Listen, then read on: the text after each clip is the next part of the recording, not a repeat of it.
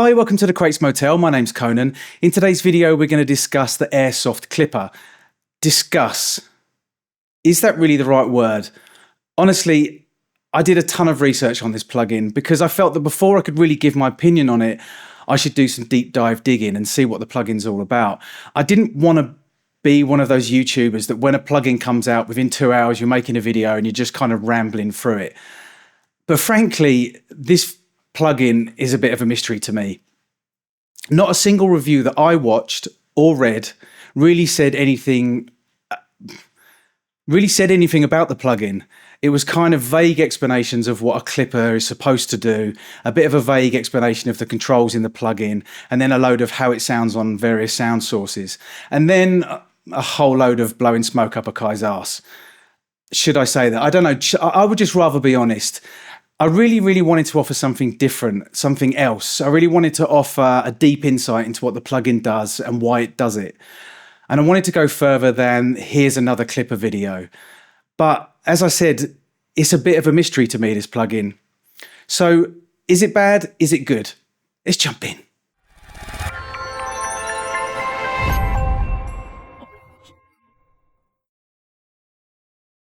Okay, so I started watching every single video that I could find on YouTube, including the official Akai and Air Music videos. I was kind of expecting the official ones to be informative. They weren't. They were salesman spiel, in my opinion. Very vague, didn't really explain the plugin at all, just lots of slick editing and big production words. I looked for a PDF manual. Could I find one? No. Maybe I didn't look hard enough. If you find one, please post a link below. I understood what the plugin was supposed to do. I understand what anti-aliasing is. I understand what the stereo link was supposed to do, what drive's supposed to do. I understood what the different curves were. Well, sort of. Tan, sine, parabolic. Again, a bit vague. The explanations that I'd seen online for these curves were comical. Every explanation was kind of a quick brush off along the lines of, so these are the different curves, algorithms, and then they'd kind of move on. A little bit nervous. That was, even some of my go-to YouTubers that I have a lot of respect for, I think even they were quite vague. And I'm not surprised because there wasn't really any explanation. Akai and Air Music, I keep calling them Airsoft, Air Music, just didn't really offer an explanation, and you would at least expect just a little bit more of a diagram, maybe. If you want to know what a curve is, just draw a picture, just draw a diagram. That's probably the easiest thing to do. If you look up a definition of tan, sine, parabolic, they don't really make sense as curves for what I would consider to be a clipper plugin. So I did something that I don't normally do, and I don't really like doing, to be honest, especially on videos, because my videos have always been about how does it really sound. I don't really like to go into the kind of the coding and the real deep technical side of plugins, because there's a bunch of guys out there that do really good videos on that kind of stuff, and it's just not really what I'm about. So I tend to watch their videos. But like I said, could I find a video on the Airsoft Clipper that explains things a little bit more? No, I couldn't. And the reason why I really wanted to know was because I didn't really, when I used the clipper in various different situations, the same way that I would normally use a clipper as a mastering engineer and as a mixing engineer, it wasn't really doing what I expected a clipper plugin to do. Not what my go-to clipper plugins do anyway. So I put it through Plugin Doctor. Sorry. Like I said, it's not something that I would normally do. And this is where things went really weird. Now, I'm not going to go into super technical analysis or bore you with endless analysis screen grabs from Plugin Doctor because, frankly, I don't really know what I discovered. It didn't really make any sense at all. On the oscilloscope, the curves did kind of change shape, sort of. The tan is much more of an abrupt curve, closer to what I would consider to be hard clipping, but not hard clipping. And the sine and parabolic are definitely more gentle, visually, that is. And that's the thing with Plugin Doctor. It gives you a really good visual analysis or a visual reference of what your plugins might be doing. And it's totally detailed in its conclusion in that way, in the visual way. But deciphering what this actual plugin does, trying to use Plugin Doctor, it just made me dizzy. So I'm just going to quickly show a few screen grabs that I got from Plugin Doctor showing the curve changes and the harmonics. So here you can see on the oscilloscope, you can see the curves. This is the tan. As you can see, it's quite an aggressive curve if you compare it to the sine, which is a lot more gentle. And then the parabolic is kind of like what I think is a kind of a mix between sine and tan. It's kind of a midway one. But yeah, tan, I would definitely, that's almost hard clipping if you really, really push it. Then if we look at the harmonics that are introduced, you can see this is on tan. If you switch to sine, and then if you look on parabolic. Now, if you look what happens when I introduce anti-aliasing, now let's have a look on the linear analysis of that. See, this is just odd. You can see that it's basically a roll-off in the high end, but it's an odd shape for an anti-aliasing filter. I mean, I've seen it before. It's not exclusive to this plugin, but it doesn't really kind of make sense. So needless to say, after a whole load of analysis, head scratching, beard stroking, I was none the wiser. The visual analysis was nothing like a clipper that I'd compared it against. Seriously, nothing even came close to the results I was seeing. Every clipper I compared it against was so far removed. On the oscilloscope, for instance, I may as well have been looking at pictures of a seagull. And then when things really went out the window was when I compared the software VST to the standalone version in the MPC. Not only do they look completely different on a spectral analyzer, they actually sound different. With identical settings, and a null test showed very, very odd results. Let's put it this way, it didn't null. I'll allow you to draw your own conclusions on that. So with all of that said, there was nothing really left for me to do other than to just shut my eyes, and not completely obviously because I need to operate it, but pretty much just shut my eyes and rely on my ears. How does it actually sound? Okay, so I grabbed some different sources, a 909 drum beat that I just quickly wrote, a synth bass. I've taken the pre-master of a master that I had from a client. I did ask his permission. And then finally, just a drum break. So I want to try out the clipper on these various sources and just try and explain what I think the clipper is doing. Now, if you want to know what my impression of the Airsoft clipper is, and then just, you don't want to watch the rest of it, then fine. I'm going to give you my impression of it. Is it a good plugin? Actually, it's pretty decent if you forget that it's supposed to be a clipper, because it's not really doing what you would expect a clipper to do, or at least what I would use a clipper for. Now, people use plugins in different ways and in different scenarios. And as a mastering engineer and as a mixing engineer, I tend to use clippers to reduce dynamic range. I prefer them to be transparent. I don't, especially in mastering.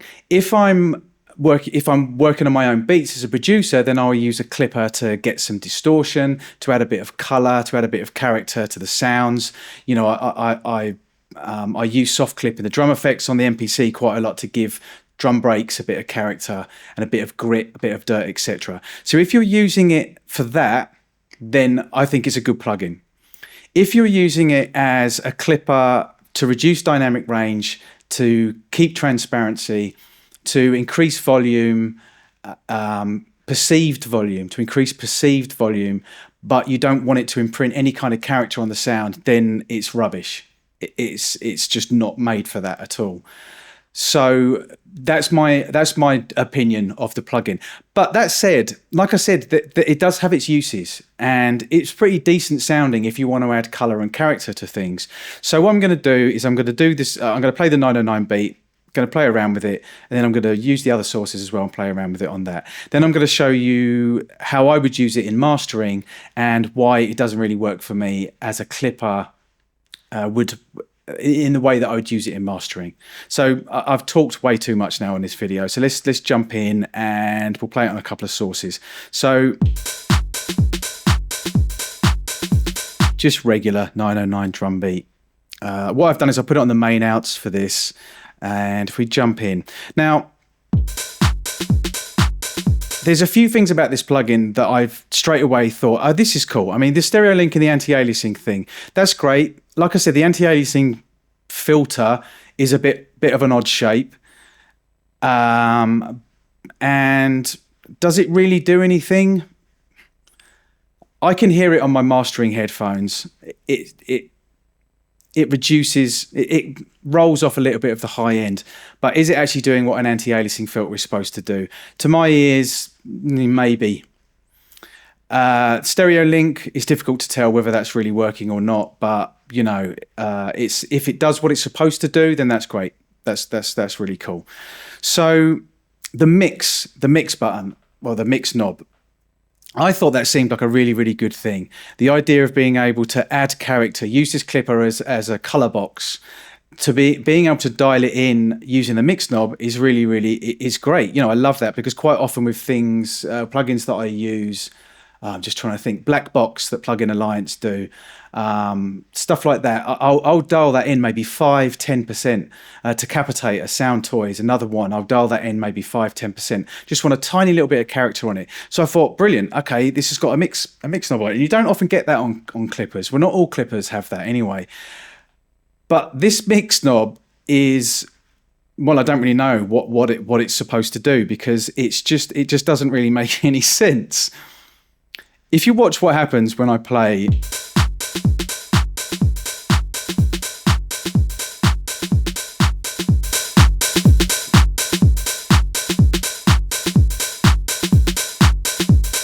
okay, so you can start hearing the tan clipper coming in, and it's quite a hard clipper, so you get a little bit of distortion a lot quicker than you do on the sine and the parabolic. So I think, you know, okay, on this particular source, we've got it around about 90%. And listen what happens when I adjust the mix knob. Now, for me, a mix knob should be this. Fully at 0 is the dry signal. Fully at 100% is the wet signal. And then when you dial it back towards the dry signal, you shouldn't really get any... The signal shouldn't jump in volume. It shouldn't be any louder. You shouldn't have any phasing issues at all. And you do on this. You get volume change and you get a very slight phase issue. So that's something to do with the coding in the plugin. And I'm no expert on stuff like this, but you know, I'm a meat and potatoes person when it comes to plugins. I want it to be able to do what I want it to be able to do. And what I definitely don't want is when I use a mix knob to introduce phase, especially as a mastering engineer. And as any engineer, as a producer, as anybody, as somebody sitting in their bedroom, I don't want to touch the mix knob and it introduce phase, and I don't want it to change the volume of it. I want it to be a mix knob, right? I mean, excuse me if I'm being stupid. Perhaps this is what they wanted the mix knob to do.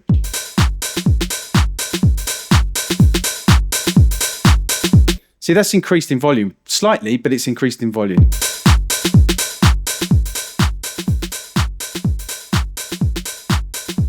And then that gives you the fully dry signal. So you'd expect there to be a volume jump between the fully dry and the fully wet. But what you wouldn't expect is a volume jump between, I'm mixing the wet with the dry, and at 50%, I'm getting a slight phase problem and I'm getting a jump in volume. And you'd say to yourself, well, you're mixing the dry with the wet, so at 50% there's going to be a jump in volume, but there shouldn't really be. There should kind of be some kind of, I don't want to say auto gain because we all know that there's no auto gain in the MPC. But what I'm saying is that this mix knob has not been coded properly. It's not doing its job properly. So it's great if you want to dial in a little bit of character.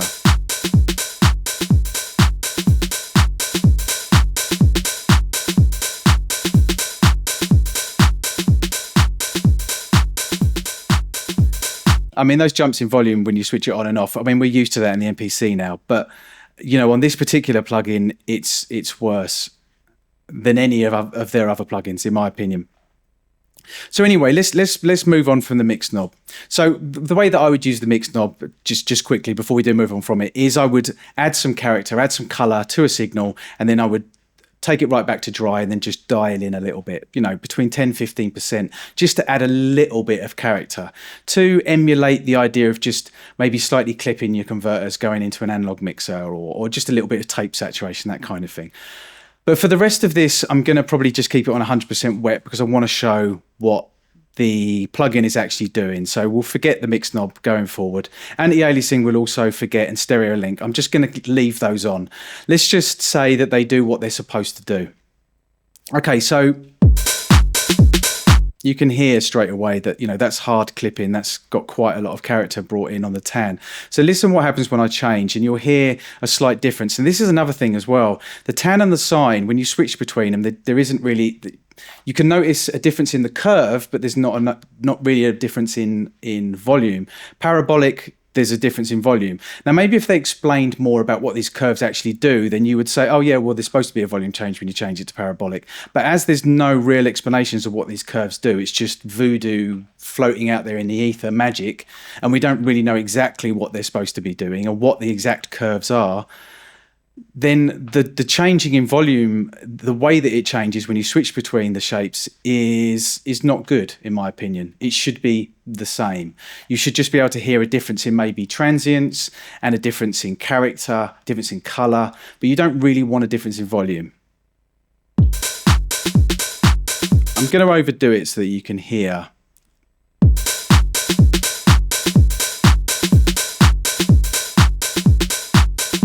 So you can hear straight away, switching to sine, it's much more gentle, and it's my favorite shape because it's really nice for introducing a little bit of character. It's very, very gentle, and using this as a color box, it works the nicest. But you know, that's subjective. You know, if you're somebody who really likes a bit of grit, then tan is going to be your guy. But sine for me is subtle, smooth, and it works the way that I would expect it to work. And then we'll switch to parabolic.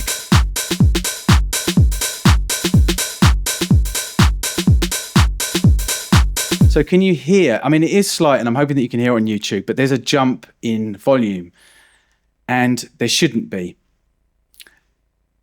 Like I said, if there was a bit more of an explanation of what the curves actually do, what they mean, if someone, look, I tell you what, if you know, please describe below so that everyone watching this video can look below and they'll know what tan, sine, parabolic. Maybe someone from Akai or Air Music could explain, and then maybe they could write a PDF manual, and then we can all know about it. But for me, switching between the shapes, you should change the character, the transient, the sustain, the attack, etc. What, you know, the things that you would expect there to be changes when you're changing a curve, but not a jump in volume. At least I wouldn't expect that.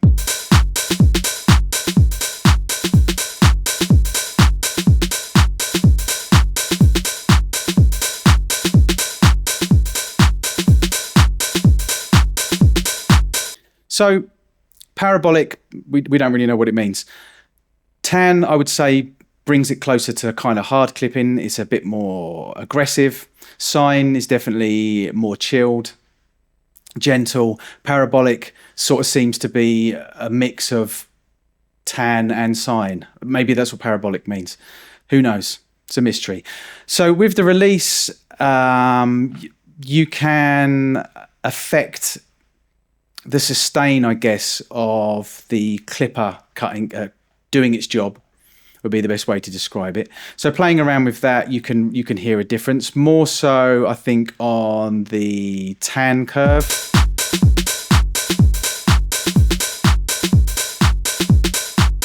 So I'm almost hearing a pump now because it's taking a lot longer to release. It reacts very well to short releases, which a lot of clippers do actually break up. You know, you can literally take it down to 0.1 and it doesn't really affect the distortion, which is pretty good. You don't notice the release so much on sine, I seem to recall. Yeah, I think because it's a much more gentle curve, you're not really gonna, the release is not gonna be so noticeable. Parabolic, haven't really played very much around with parabolic and the release, so let's just have a listen to that.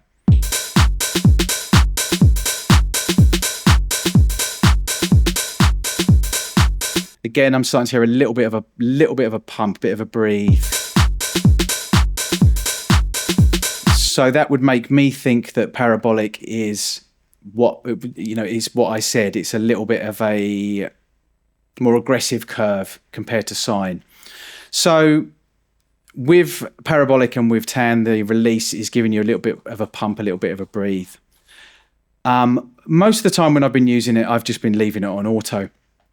The thing is, I don't really know what it's doing. I'm quite happy with that. Generally, I like to have more control over my plugins, but for some reason on this plugin, the release in auto, whatever it's doing, we don't know, seems to be fine. It seems to work okay. So switching to a break, we'll just have a quick listen.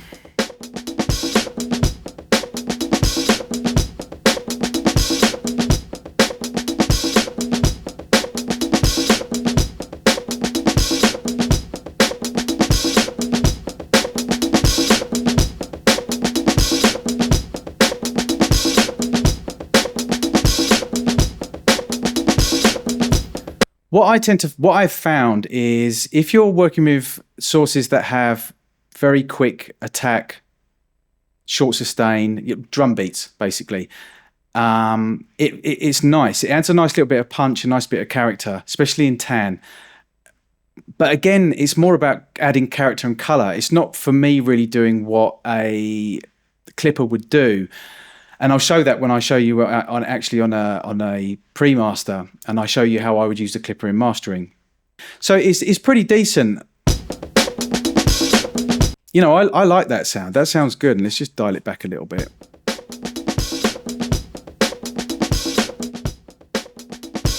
Obviously, I'm not being able to volume match. But I can hear a little bit of growl and a bit of character on the drums. So for that, for adding a little bit of color, again, on breaks, boom bap style drums, definitely house drums, just adding a little bit of color and a little bit of character, it's really nice, especially the tan. So now let's listen to just a synth bass.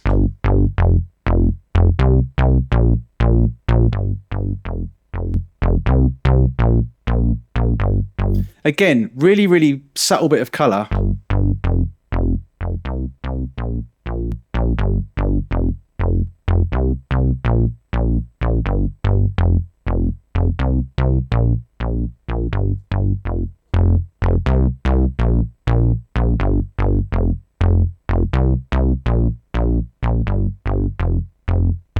You know, really driving it hard, but only bringing in a tiny little bit.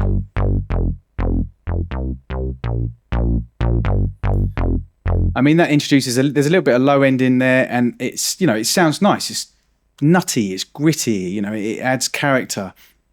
So tan and parabolic are really, really good for that. So let's now look at Airsoft Clipper when it's being used the way I would use a clipper in mastering, which is to reduce dynamic range, increase perceived loudness. And it's also as a mix engineer, it's the same way I use it. So I've got it on this. Okay, so that's just a pre-master for a client. Let's just take everything off. Very, very basic mastering chain, a little bit of EQ. I've taken some real low end out. I've added a little bit of low end at 60 Hertz. I've just dropped back a little bit of mud at 200, a bit of clarity at 5K, and then a shelf at 13.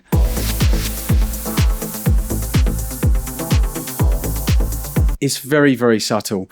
It's mastering, you know, it's not something that you're really, really going to hear. It's just something that's kind of felt throughout, a very broad stroke. So then I've gone in for a clipper. Now this is what I do in mastering. Quite often I will start with surgical EQ. I would then use a clipper to completely reduce the dynamic range, especially on club tracks. I want to be able to push the LUFS up to, you know, I'm looking at something like -8 to -6. And a clipper can really, really help me do that by shaving off the peaks and just basically reducing the dynamic range and increasing the perceived loudness. Now this clipper, Airsoft Clipper, I mean, the thing is, mastering clippers, I do tend to use hard clipping a lot more. You know, a little bit of a balance sometimes between, let's call it mid clipping. So here, for instance, again, I'm not going to be able to volume match. Now I've got this on sine, which I explained is the most subtle one. If I take this to tan, see, I can already hear that it's breaking up. There's a real slight bit of distortion there. And that's great if you want color and character and you want to imprint a sound onto a source. But in mastering, generally you don't really want to do that. You want transparency. And this clipper is not transparent in any shape or form. Even in sine, I'm hearing a tiny, tiny little bit of character.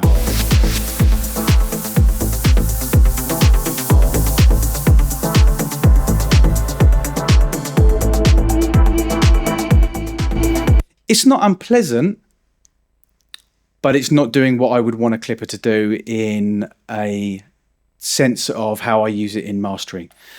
So sine would be what I would use if I wanted to do that. And so there's not going to be anything wrong with you putting sine airsoft clipper on your master out before your limiter, just to kind of bring the perceived loudness up a little bit. There's nothing wrong with that. And I'll probably do a video on that, just showing you how to do that, just a quick one. But what I'm basically trying to say here is tan and parabolic have got zero transparency. They're all about character and color. Sine has got a little bit of character and color. Also, I don't really want to talk about True Peak. True Peak is not something I'm very fond of personally as a mastering engineer anyway. It's not something I tend to use. It does something to transients. On even some of the best mastering grade limiters, it does that. So I don't tend to use it. On this, it just, I don't know, it's just doing something very, very odd to the transients, and I don't really like the sound of it personally. Again, subjective. But yeah, overall, what I guess I'm trying to say here is that the airsoft clipper is just not really a clipper that I would use if I want transparency in any way whatsoever. So there you have it, airsoft clipper. I kind of said in the video what my thoughts were about the plugin, how I felt about it. But to summarize, as a clipper that I would use in mastering, I don't really rate it. Is the plugin a true clipper? Not really, in my opinion. Does it sound good? Yes, it can. It can sound really good. It can sound really decent. I like the character that it imprints on things. Yeah, it's got a really, really nice sound to it. And another YouTuber that I follow, Mixbus TV, he said something similar as well. You know, it has got a real sound to it. And that's great. You know, plugins, that, you know, that's why we buy plugins, you know, a lot of the time. But if you want transparency, if you want to use it to reduce dynamic range and increase perceived loudness, the way that I would use clippers in mastering and have transparency, then no, it's not really very good for that at all. In fact, it's rubbish. So do I think it's worth the money? Honestly, no, I don't. I think Akai could have given this away for nothing. I don't think they should have charged for it. They haven't charged a great deal for it. I think it's $30 as the proper price, and it was $20 as an intro price. But, you know, I just think they could have given it away, given something back. You know, that you've already got the soft clipper in the drum effects in the Akai. And this plugin, I just don't think it really warrants a price. I think it was a little bit greedy. I think it could have quite easily have just been given away in an update. Or it could have been given away when MPC 3 was released. I'm sorry if you paid for it, but that's just my opinion. You know, there's going to be some people that will go, no, it was well worth $20, you know, and that's cool as well. We all have our own opinions, and, you know, I have no problem if you disagree with my opinion at all. You know, that's why we have opinions, right? But my own personal opinion is that it was a bit of a grab, and I don't think it warranted. It wasn't a paid for plugin, in my opinion. So there you have it, airsoft clipper. I'm sorry if it took me a while to make this video. Like I said, I really wanted to kind of use it properly first before I made a video on it. I didn't want to just put a video out straight away as soon as the clipper come out. And I just haven't had a chance to really play around with it, to be honest, because I've been so busy. Also, if you hear any weird drilling sounds in that video, my neighbours are tearing up their floors and changing the tiles in their bathroom, and it's been really difficult to make videos. So if you do hear any weird sounds in the videos, that's what it is. So I apologise for that. So this is the Crates Motel. My name's Conan. Till next time.